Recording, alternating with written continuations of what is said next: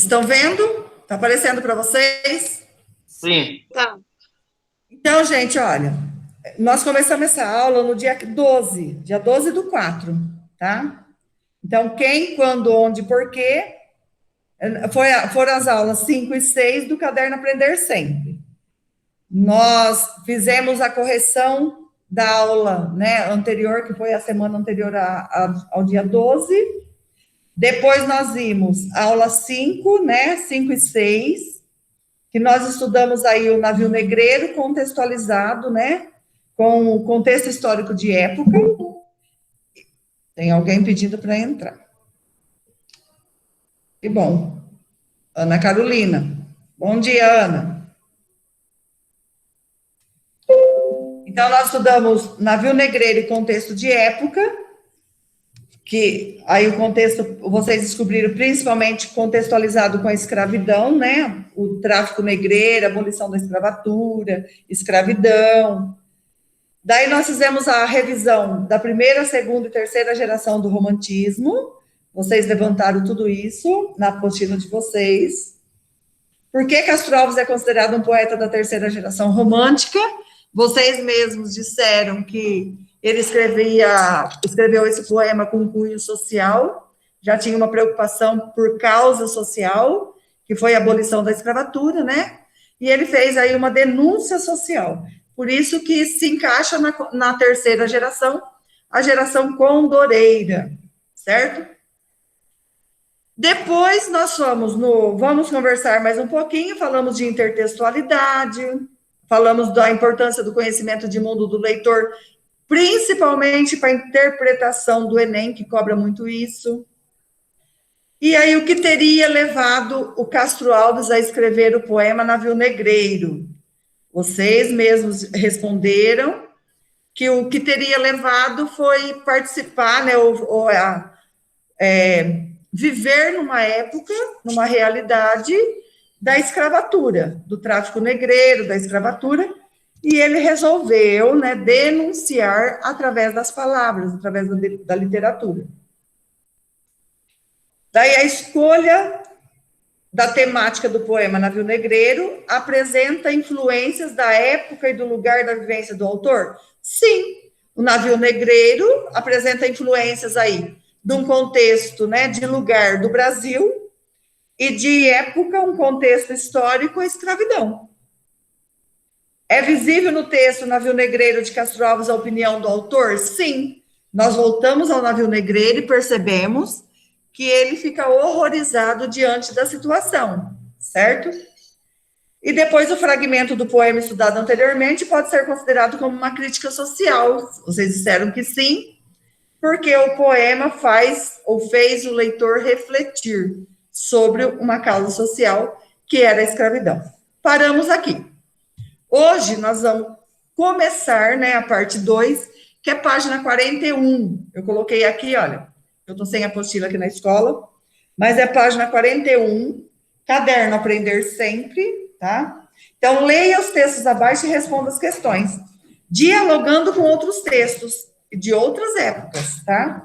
Então, nós estudamos Navio Negreiro, século XIX. Então, nós vimos já, esmiuçamos esse poema, e agora nós vamos ver um pouquinho de alguns artigos, né, da Declaração dos Direitos do Homem e do Cidadão, e contextualizar com o poema Navio Negreiro, do Castro Alves. Então, olha, texto 2, tá, que é esse texto aqui. Os homens nascem e são livres e iguais em direitos. As distinções sociais só podem fundamentar-se na utilidade comum. Artigo 2º. A finalidade de toda associação política é a conservação dos direitos naturais imprescindíveis ao homem. Esses direitos são a liberdade, a propriedade, a segurança e a resistência à opressão. Artigo 4º. Então, nós não vamos ver todos os artigos. Nós vamos contextualizar Navio Negreiro com 4 artigos da Constituição, do direito humano, né? A liberdade consiste em poder fazer tudo que não prejudique o próximo. Assim, o exercício dos direitos naturais de cada homem não tem por limites, senão aqueles que asseguram aos outros membros da sociedade o gozo dos mesmos direitos. Estes limites apenas podem ser determinados pela lei. Não é um homem que determina limite, direitos e deveres para o outro. É a lei. Artigo 6º. A lei é a expressão da vontade geral. Todos os cidadãos têm o direito de concorrer pessoalmente ou através de mandatários para a sua formação. Ela deve ser a mesma para todos, seja para proteger, seja para punir. Então, todos devem ter os mesmos direitos. Todos os cidadãos são iguais a seus olhos, igualmente admissíveis a todas as dignidades, lugares e empregos públicos, segundo a sua capacidade, sem outra distinção, que não seja das duas virtudes de seus talentos.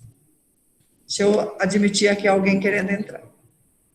Maria Eduarda. Bom dia, Maria Eduarda. Então, lendo esses artigos, 4 artigos dos direitos humanos, e pensando no poema de Castro Alves que nós lemos, vamos responder essas perguntas. A partir da leitura do fragmento acima e da análise feita do poema Navio Negreiro nas aulas anteriores, responda. Considerando os artigos da Declaração dos Direitos do Homem e do Cidadão, exposto aí no fragmento, quais são os direitos fundamentais do homem na sociedade? Resumam em poucas palavras. Quais são os direitos do homem garantidos aí na sociedade? Fundamentais e que deveriam ser garantidos na sociedade. Pode olhar na apostila, nos artigos, respondam com palavras-chave.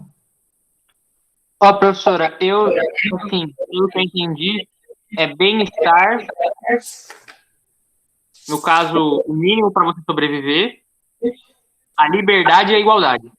Muito bem. Olha que bom que você pegou essas duas palavras. Liberdade e igualdade. Vão marcando aí, ó. Duas palavras-chave. Liberdade e igualdade. Todos nascem e são livres, certo? Deveriam ser, né, pelo menos.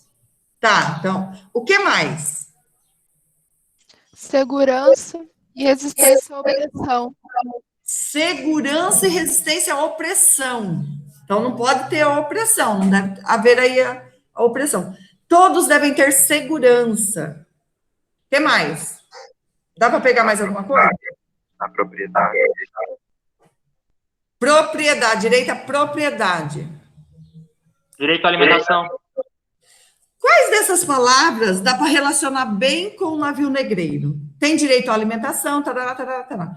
Quais são, entre essas palavras-chave, as principais para a gente contextualizar com o navio negreiro? Por Liberdade. existir ou por não existir? Então, Liberdade e igualdade. liberdade e igualdade. Muito bem, liberdade e igualdade. Aí tem a pergunta, olha. Considerando os artigos, né, e esse fragmento, quais são os direitos fundamentais do homem? Liberdade, direito a todos são livres, deveriam ser, né, iguais, ter direitos iguais, todas as pessoas terem direitos iguais. Como podemos analisar os fatos narrados no poema Navio Negreiro, levando em consideração a Declaração dos Direitos Humanos? Vocês observaram o emprego dessas duas palavras lá na situação da escravidão? Todos têm direito à liberdade. Eles eram livres? Não. Não eram. O que mais? Que vocês podem falar aí? Eles não eram iguais aos homens que torturavam eles. Eles não eram socialmente vistos como iguais. Eles eram considerados sub-humanos, eles eram considerados como se eles não fossem nada, entendeu? Só Como produto. um objeto. Muito bem. Então, aí, resumindo ó, o que vocês acham, as palavras que nós levantamos, comparando com o Castro Alves, com os direitos humanos, olha aí uma redação falando em em direitos iguais, falando em racismo, falando em preconceito, né? Falando em escravidão no mundo contemporâneo. Olha quanta coisa, olha a relação que dá para fazer. Desde navio negreiro, né? Desde da literatura romântica, século XIX, dá para observar que o poema, né? Ele representa a negação de todos os valores humanos. Ele nega, né? Ele representa aí negado todos esses direitos que vocês falaram, ó, liberdade, todos são iguais, igualdade, tá? O navio negreiro mostrou tudo o contrário, não eram respeitados os direitos humanos, certo? E a próxima pergunta, a letra C, pode responder na própria apostila, tá? Quer que dê um tempinho ou tá dando para acompanhar? Também Eu tá tô dando. Pra mim tá dando também. Tá, então agora vamos trazer para a atualidade. Se a Declaração dos Direitos do Homem e do Cidadão foi escrita em 1789, servindo de base para a Constituição da sociedade moderna, e o poema de Castro Alves foi escrito em 1868, o que foi escrito primeiro? A declaração. Declaração dos Direitos do Homem, tá? Então, não é que não foi respeitado porque não existia ainda os direitos humanos. Então, a declaração foi 1789. O poema, 1868, século XIX. Um século depois.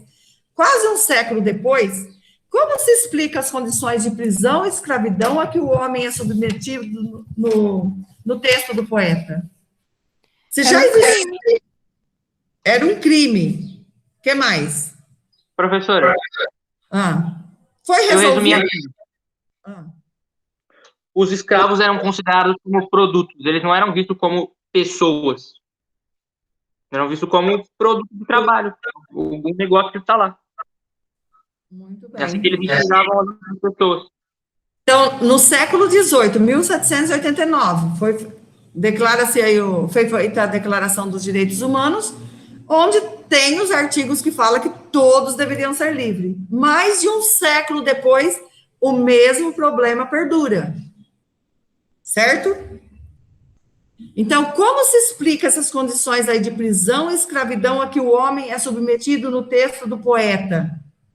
Então, como se explica? Se explica que não se fazia valer. Existia, mas se fizeram valer essa declaração? Não.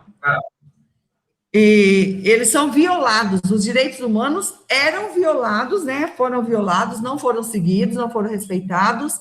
E hoje, como que vocês veem isso? Hoje todos são iguais perante a lei? Não.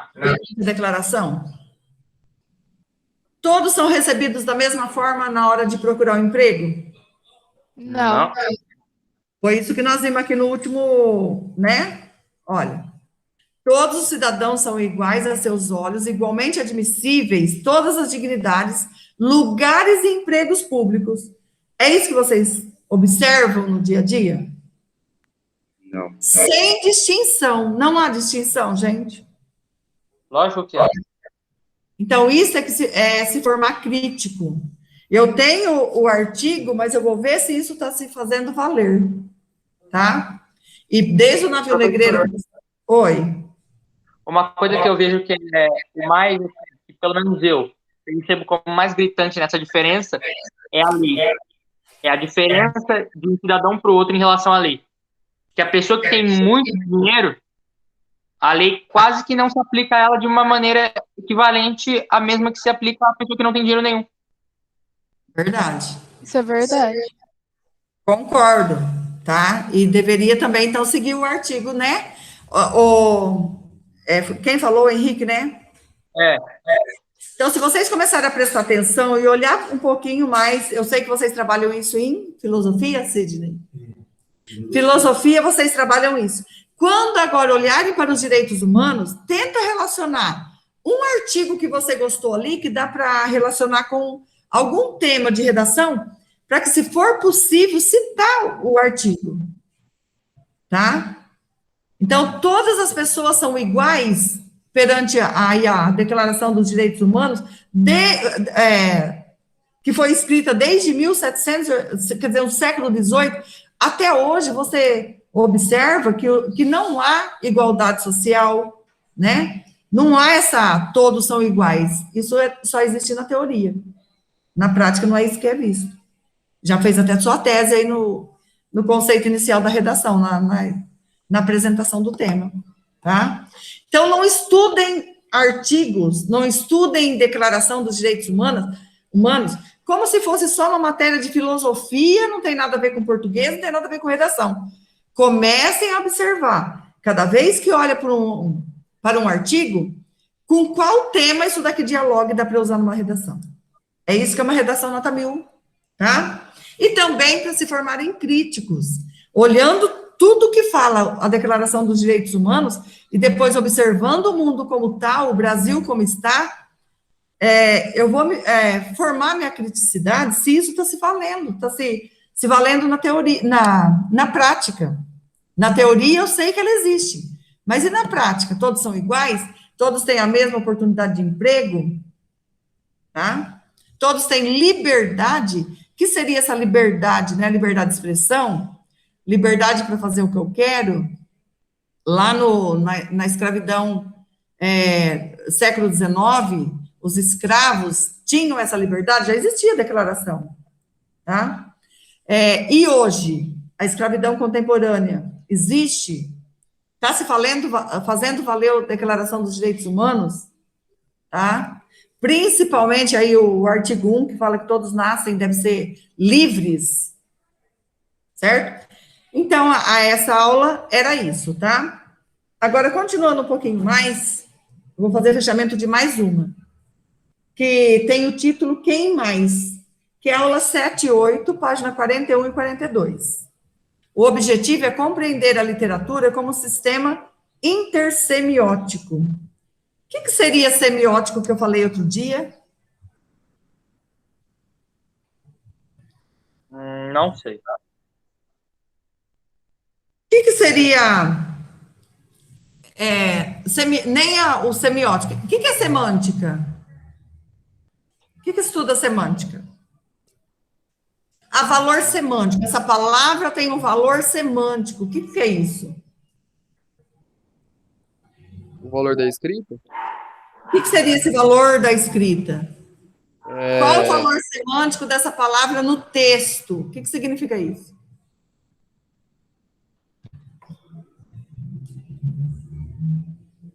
O que é inter, gente? Então, a semântica é sentido, tá? Inter significa o quê? O que é inter? O que é fazer um jogo, fazer interclasse na escola? O que significa isso? É um jogo onde todas as classes jogam juntas. Entre duas classes. Então, agora nós vamos ver um outro texto que tem aí nós vamos enxergar a literatura como sistema intersemiótico. Nós vamos ver um outro texto que dialoga com tudo que nós falamos, com a Declaração dos Direitos Humanos e com o navio negreiro. Intertextualidade, né? Isso, é como se fosse uma intertextualidade, tá? Essa conversa aí entre um texto e outro, às vezes falando até do mesmo tema, né? Mesmo sentido, mesma contextualização de época. Vamos ver que texto que é, que época, que século que foi o navio negreiro mesmo? 19. 19. E Machado de Assis? Viveu em que época? Quem sabe? Que escola literária que é? Realismo. Realismo. Realismo é que século? Foi em que século? 20. Romantismo foi século XIX, tá? E o realismo, que veio logo em seguida? 1800, quase 1900, nesse período aí. Então, que seria também século XIX, certo? Então, nós vamos ver agora um fragmento de um conto do Machado de Assis, que também se passa, se contextualiza com a época do século XIX, tá? Então, a hora da leitura Era negro, não era? era negro, era órfão, era gago, tá? Tinha muito, sofreu preconceito, só pôde estudar do lado de fora da sala de aula porque os negros não tinham o privilégio de estar dentro de uma sala na época, tá? Tinha como chama aquela doença mesmo? Epile- Epilepsia, isso. Então, imagina, né? Sofria mais preconceito ainda quando estava em público. Então, sofreu, né? E mesmo assim, é o primeiro da Academia Brasileira de Letras e teve seus textos traduzidos aí para vários países e uma das literaturas mais cobradas em vestibular hoje.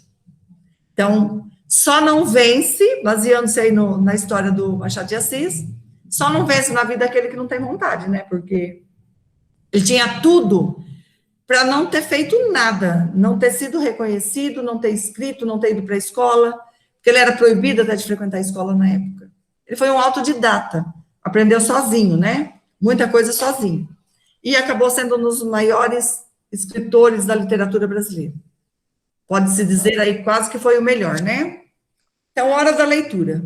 Vamos ler agora juntos o fragmento indicado do conto Pai contra Mãe. Do que será que vai falar esse texto aí? Pai contra mãe.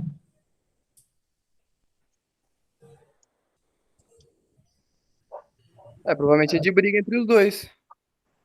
Provavelmente uma briga entre pai e mãe. Então, nós estamos levantando hipóteses, ainda não sabemos, tá? Nele, o autor relata as condições desumanas a que as pessoas negras escravizadas eram submetidas. Perceberam já onde está a intertextualidade? Vai falar do que também aqui? Que contexto de época? Escravidão. Escravidão. Além de enumerar vários instrumentos usados para a tortura dos escravos. Então, nós só vamos ler um fragmento. Eu postei outro dia esse texto na íntegra, no grupo.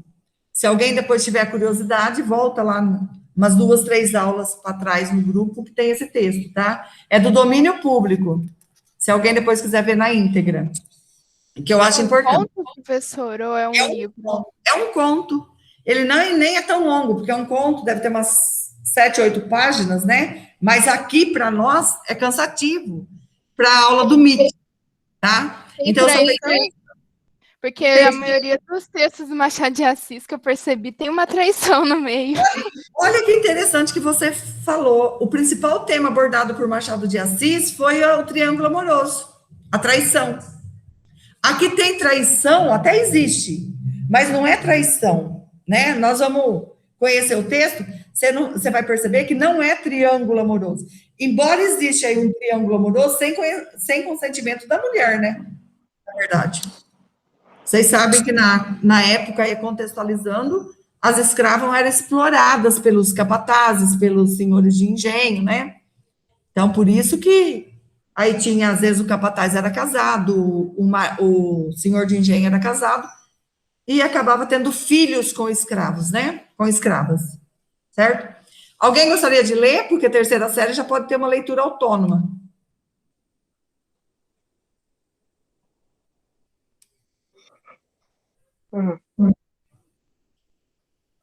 Eu leio Quer ler? Quem?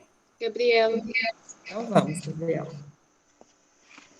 Lê desde o começo do... Aqui, ó, escravidão, pai contra mãe, Machado de Assis, né? A escravidão levou consigo... Onde, professora? Dá para ver o cursor aqui? Ah, tá. Escravidão. A escravidão levou consigo ofícios e aparelhos, como terá sucedido a outras instituições sociais. Não cito alguns aparelhos, senão por se ligarem a certo ofício. Um deles era o ferro ao pescoço, outro ferro aos pés. Havia também a máscara de folha de Flandres. A máscara fazia perder o vício da embriaguez aos escravos. por lhes tapar a boca. Tinha só 3 buracos, 2 para ver, um para respirar. Ia fechada atrás da cabeça por um cadeado. Pensando até aí, existe liberdade? Eram respeitados os direitos humanos na época? Nem Também na visão do Machado de Assis? Nem comer eles podiam, né? Pode continuar, Gabi. Com o vício de beber, perdiam a tentação de furtar, porque geralmente aos vinténs do Senhor que eles tiravam com que matar a sede. E aí ficavam 2 pecados extintos, a sobriedade e a honestidade certas. Era grotesca tal máscara, mas a ordem social e humana nem sempre se alcança sem o grotesco, e alguma vez o cruel. Os funileiros as tinham penduradas, à venda na porta das lojas. Mas não cuidemos de máscaras. Olha, o que é importante, ó, Gabi e os outros que estão na sala. No Enem, ou no vestibular, ou num concurso público, eu não sei o que seria o sentido dessa máscara, tá? Então, deixa eu ver onde está aqui. Folha de Flandres. Ah, eu não sei o que significa isso lá do século XIX. Mas pelo contexto, se os funileiros as tinham penduradas à venda na porta das lojas, do que era feito esse material das máscaras que eles colocavam para eles não comerem nem beberem? Era tipo uma focinheira. Tipo uma focinheira. De que material? Provavelmente deve ser ferro. Isso era mesmo, né? Se vocês observarem, acho que o Centro de Mídias até mostrou uma. Era tipo um ferro mesmo, uma lata, tá? Aí, ó, olha, continuando aí. O ferro ao pescoço era aplicado aos escravos fujões. Imaginai uma coleira grossa com a haste grossa também à direita ou à esquerda, até o alto da cabeça e fechada atrás com a chave. Pesava naturalmente, mas era menos castigo que sinal. Escravo que fugia assim, onde quer que andasse, mostrava um reincidente e com pouco era pegado. Eles fugiam, mas eles eram capturados novamente. O que provoca em nós, no leitor, quando lê essa situação do escravo, que o escravo viveu, né? E, quer dizer, o texto... Não entendi. Espanto. Espanto, revolta, dá até uma revolta na gente. Pensar, ficar com esse ferro no pescoço, sem chave, Deveria machucar tudo. machucar tudo, tá? Então, é lógico que todo romance não é real. Nós já falamos isso na sala de aula. Todo romance é ficção, mas é uma ficção verossímil. O que é isso mesmo que nós estudamos na sala? Pode acontecer. Confunde verdade. Pode acontecer, como se fosse de verdade. Então, está retratando uma realidade de época? Está contextualizando com uma realidade de época, um problema social? Sim. Era o reflexo que acontecia. E isso, mesmo sendo ficção, está relacionado com uma causa social, tá? Continua, Gabi, ou passa para outro? Esse daqui já tem no livro, né? Tem, isso daí já tem no livro. É que eu pus aquela contextualização antes para vocês entenderem melhor, tá? Entendi. A partir daí tem na apostila. Tá.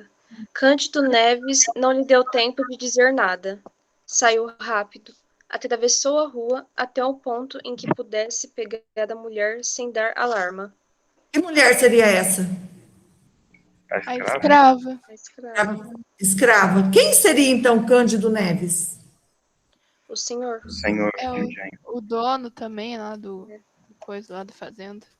Capatazes, né? Porque o dono nunca ia, o senhor do café nunca ia, o barão, o senhor de engenho, né? É isso. Mas quem ia era o capataz, que também era mandado por ele, né? Pode continuar, Gabi. No extremo da rua, quando ela ia descer a de São José Cândido Neves, Aproximou-se dela. Era mesmo, era a mulata fujona. Você fazia tempo que ele estava atrás dela, era mesmo, era a mulata fujona. Arminda, bradou, conforme a nomeava o anúncio. Arminda voltou-se sem cuidar malícia. Foi só quando ele, tendo tirado o pedaço de corda da algibeira, Algibeira é uma bolsa, né, que ele carregava. pegou dos braços da escrava, que ela compreendeu e quis fugir. Era já impossível. Cândido Neves, com as mãos robustas, atacava-lhe os pulsos e dizia que andasse. A escrava quis gritar. Parece que chegou a soltar alguma voz mais alta de que costume. Mas entendeu logo que ninguém viria libertá-la. Ao contrário, pediu então que a soltasse pelo amor de Deus.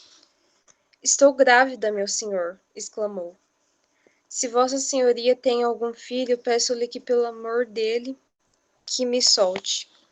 Eu serei tua escrava, vou servi-lo pelo tempo que quiser. Me solte, meu senhor moço. Siga, repetiu Cândido Neves. Me solte, não quero demorar. Siga. Houve aqui luta, porque a escrava gemendo arrastava-se a si e ao filho.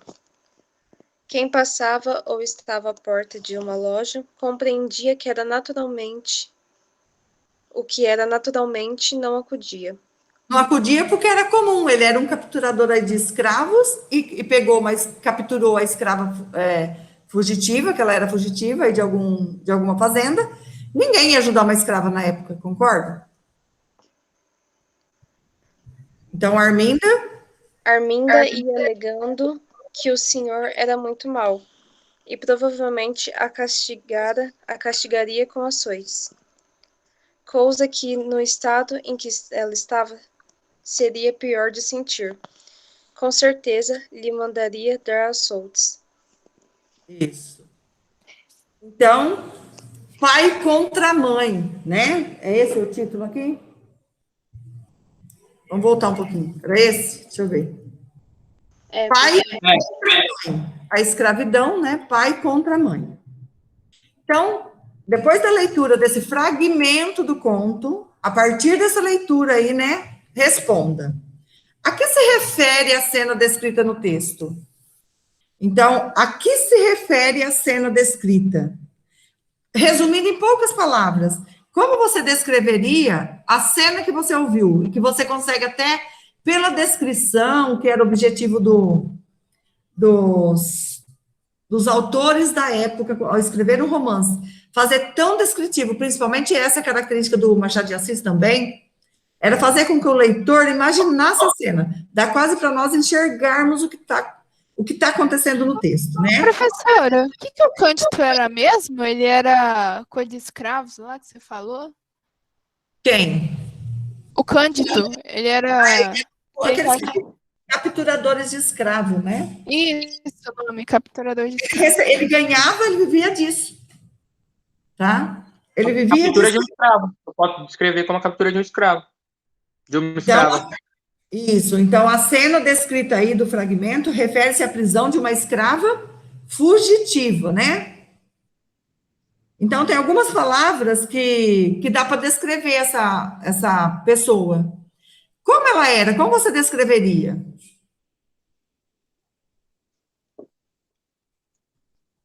Então a cena retrata a prisão, a captura de uma escrava fugitiva. Como você descreve essa escrava?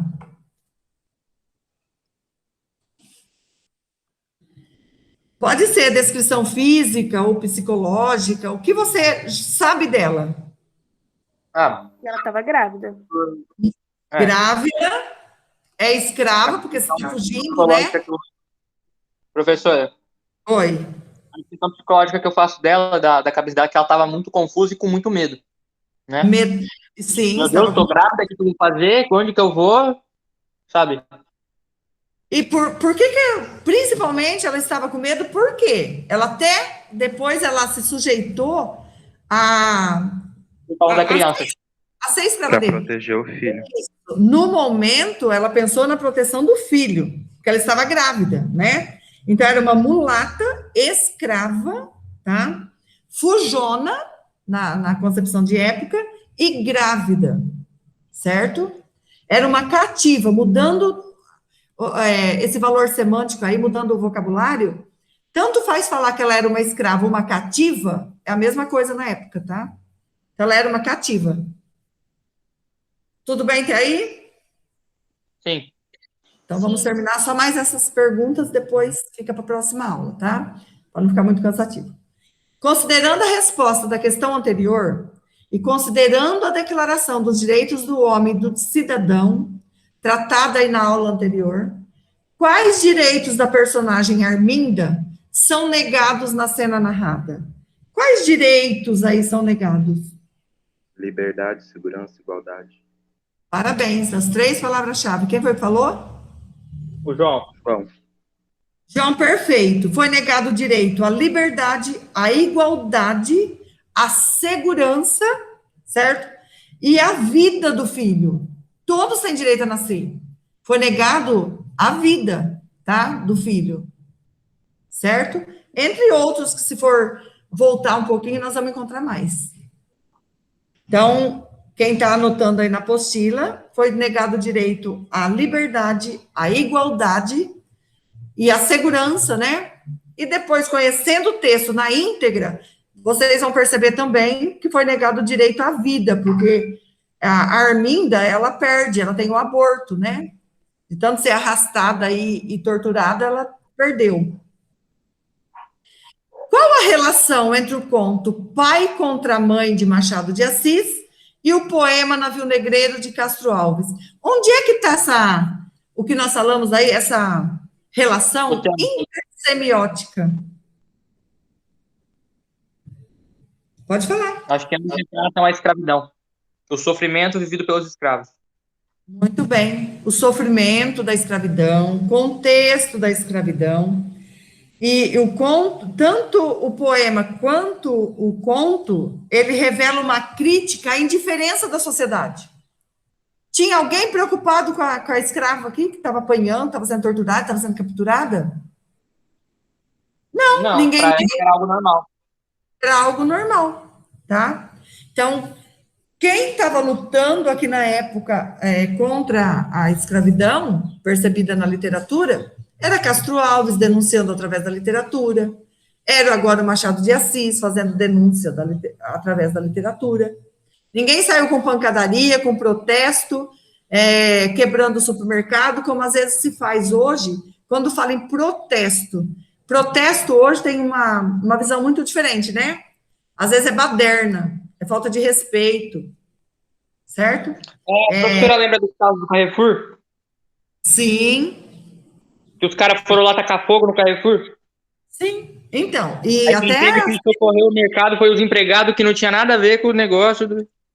Até eles saqueiam, né, os lugares aí na hora de fazer um protesto contra algo que eles discordam, ou que está acontecendo aí, e eles querem fazer um protesto, mas não usam a palavra, não usam diálogo, eles usam pancadaria. Violência só gera mais ao patrimônio. violência. Não entendi, eu estava falando ao mesmo tempo.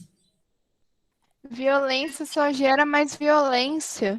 Isso. Então, a relação aí entre o conto Pai e Mãe, né, Pai contra Mãe, de Machado de Assis, e o poema Navio Negreiro, os dois revelam aí uma indiferença, né, da sociedade em relação à atrocidade cometida na escravidão, tá? Aí eu trouxe um pouquinho mais, além da apostila de vocês, na apostila nós vamos parar aí. Porque depois vai caminhar para a interpretação da vida obscura de Souza e Cruz, que ela vivenciou também a mesma época.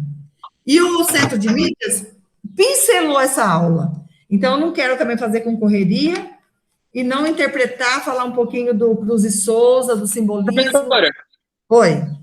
até que hora vai essa aula? Daqui a pouquinho termina, porque eu não vou dar as duas Não vai aulas. atrapalhar o horário da senhora, porque a senhora provavelmente tem aula em outras salas também. Não, porque eu só tenho aula nos 2 terceiros e as 2 estão aqui comigo. Por mim, não tem problema. Vou terminar Vou terminar o que eu preparei hoje para vocês, tá? Então, olha, período histórico. Machado de Assis viveu na própria pele os problemas gerados pela escravidão no Brasil. O escritor era mulato e, por conta disso, enfrentou alguns preconceitos ao longo de sua vida. Mas a qualidade de sua arte e a força de sua personalidade foram suficientes para vencer todos os obstáculos da vida. Então, mesmo pobre, órfão de pai e mãe, mulato, gago, tá? Não, nenhum desses problemas foi aí suficiente para que ele não pudesse vencer todos os obstáculos. Ele ficou aprendendo. É a Lia e o Sidney aqui me atrapalhando, tá, gente? Peraí, deixa eu sair. Olá. Aqui, ó. Olá, que saudade. Tem 10 alunos aqui agora. Bom dia. Bom dia. Mas, que às vezes estava em 5, né, Ira? Tá bonitinho. Muito bem, tô gostando. Deveriam estar todos, porque estão em casa e o horário deu para dormir. Ó, tô admirada do João Nelson aqui hoje. Consegui acordar o João Nelson. Acordado agora. Que bom que vocês estão estudando, A né? Júlia não tá perdendo mal. Muito bem, gente. É isso aí. Vamos aproveitar. Aproveitem o máximo. Aproveitem quando dura. Aproveita até Júlia. Vamos lá, gente. Finalizando, porque ainda eu não fechei aquela pergunta, com a pergunta que vocês falaram assim, ó, no início. Do que será que vai falar o texto, viu? Que é pai contra mãe. Vocês falaram que ia ser uma briga. E aí? Foi uma briga, de certa maneira. Briga de pai contra mãe. Tá, mas que pai? Era pai da criança? Deu para entender isso estudando um fragmento de texto? Não deu. Por isso que eu sugeri que vocês lessem o texto na íntegra, tá? Só Só se que- o cara que contratou o capturador de escravos para pegar essa escrava era o que molestou a escrava e engravidou ela. A única alternativa Ô, seria Bia, essa. Pai Bia, contra É a o mais mãe? provável. Ó, eu vejo do ponto de vista que ela tava conversando ali com o cara que tentou capturar ela. Se você tem um filho, eu acho que o cara realmente tinha um filho. Aí ele era um pai. Ele não era o pai do filho dela, mas ele era um pai. Muito bem. Pode ser Chegou. Descobriu o final do texto. Não fazer com o Henrique. Que? Descobriu o final do texto. Na verdade, esse capturador de escravos estava na rua procurando o filho dele, que ele teve filho com uma escrava e os filhos eram entregues para adoção. Então ele foi nessa casa de adoção atrás do filho dele, resgatou o filho. A hora que vocês lerem aí, já vou contar o final. Vou dar um spoiler aí para vocês. Não, pode Ele falar, res- pode falar. Ele resgata o filho dele, mas faz com que a escrava perca o dela. Então, Ele olha, troca uma pai vida por outra. contra mãe. Ele valorizou o filho dele, mas não valorizou o da escrava, porque era normal, era escrava. Escrava podia perder, e ele não. Então, pai contra mãe não é briga de mãe e pai que vocês falaram, mas era um pai que estava contra uma certa mãe. Um pai, que era o capturador, e a mãe, que era uma escrava. Tá? Não era o filho, não era o mesmo. Ele era pai e ela era mãe. Só que o que ele considerou? Apenas a situação dele. Fez com que ela perdesse o filho. Com as torturas. Leiam na íntegra, que é muito bonito.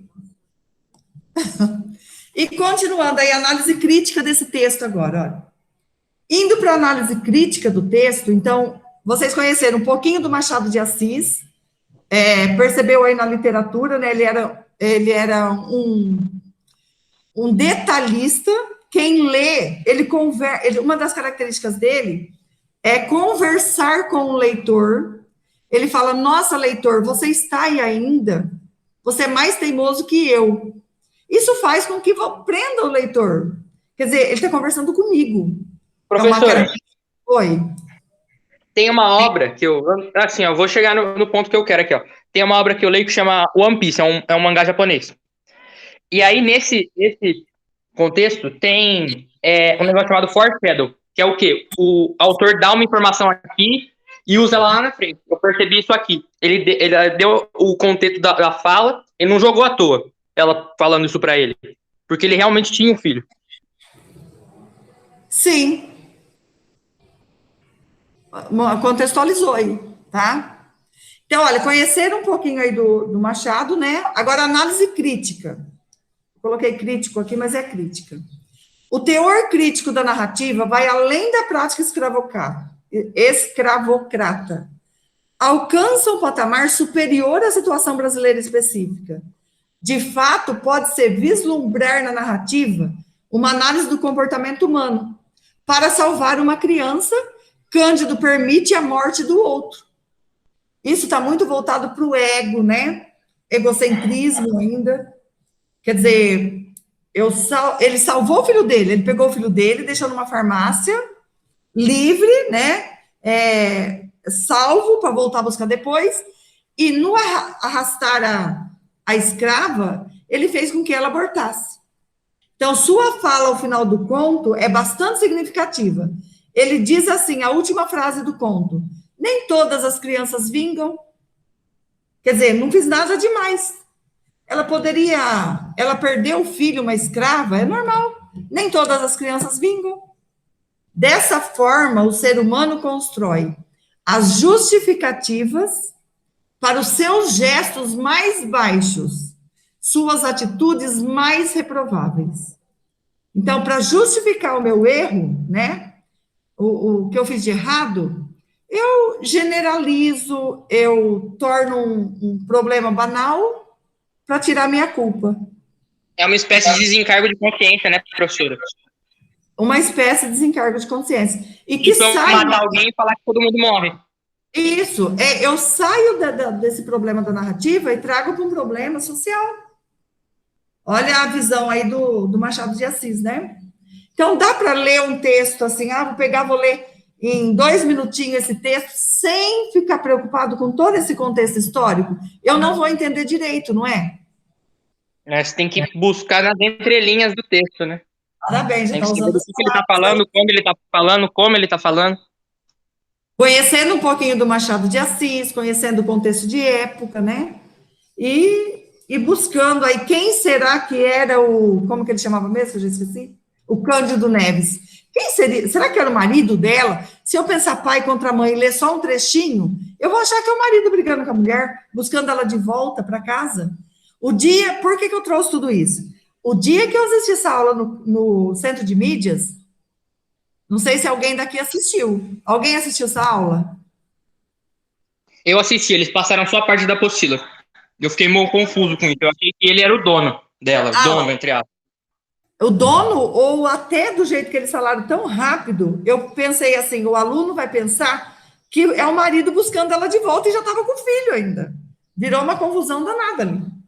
Né? Mas não era. É completamente diferente. Eu trouxe um pouquinho antes do texto, um pouquinho depois do texto e ainda postei na íntegra no grupo. Porque agora, se quiserem conhecer o resto, vão para lá. Mas o que é importante, gente, sempre avaliar assim, olha, o que eu aprendi. Então, essa sequência de atividade, só tem mais uma aula e termina. O que vocês aprenderam até aqui? Da aula 1 à aula 7. Para ver se está ficando, se estão aprendendo, se estão só preenchendo a apostila. O que vocês aprenderam? Eu aprendi um pouco sobre a intertextualidade, em relação aos textos que tem o tema racismo. Tema escravidão. Escravidão. Muito bem. O que mais?